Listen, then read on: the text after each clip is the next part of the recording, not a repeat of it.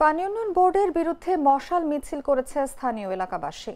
শুক্রবার রাতে নীলফামারীর ডিমলা উপজেলার কুটিরডাঙ্গা ও জলঢাকার চিরাভিজা গোলনা গ্রাম থেকে প্রায় ৫,০০০ নারী, পুরুষ ও শিশু এতে অংশ নেয়। এলাকাবাসীর অভিযোগ, প্রস্তাবিত নদী খনন হলে ৫ গ্রামের হাজার হাজার পরিবার ভিটে মাটি হারিয়ে বাস্তুচ্যুত হওয়ার ঝুঁকিতে পড়বে।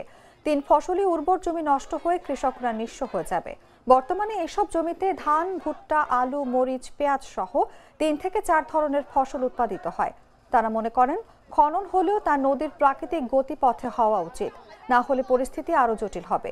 ২০০৯ সাল থেকে এই নদীকে কেন্দ্র করে উত্তেজনা, সংঘর্ষ ও মামলার ঘটনা চলছে।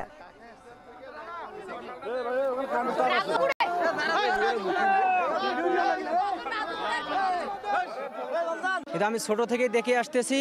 এই এলাকায় শুধু মারামারি, হানাহানি। এমনও হয়েছে কিছুদিন আগে শীতের রাত্রে মানুষ এই বিছানায় থাকতে পারে নাই, ভুট্টা বাড়ি, জঙ্গল বাড়ি, সাপ পোকামাকড়ের ভয় বাদ দিয়ে এই মানুষ জঙ্গলে আশ্রয় নিয়েছে। এখানে অনেক পরিবার আছে, এই পরিবারগুলোর উপরে অনেক নির্যাতন হচ্ছে, আমি ছোটবেলা থেকেই দেখে আসতেছি। হঠাৎ করে পানি উন্নয়ন বোর্ড সিদ্ধান্ত নিয়েছে যে এখানে প্রকল্প করবে, কিন্তু আমরা আমাদের ফ্যাসিস্ট সরকারের ভুয়া প্রকল্প কখনোই বাস্তবায়ন হতে ইনশাআল্লাহ দিব না।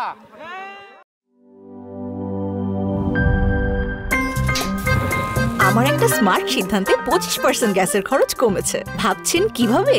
সাধারণ গ্যাস স্টোভ বদলে আমি এনেছি আরএফএল গ্যাস স্টোভ। এর সাইন্টিফিক নজল ও ব্রাস বার্নার ক্যাপ সমানভাবে তাপ ছড়িয়ে রান্না করে দ্রুত। তাই গ্যাসও বাঁচায় 25%, টাকাও বাঁচে 25%। আরএফএল গ্যাস স্টোভ নিরাপদ ও গ্যাস সাশ্রয়ী।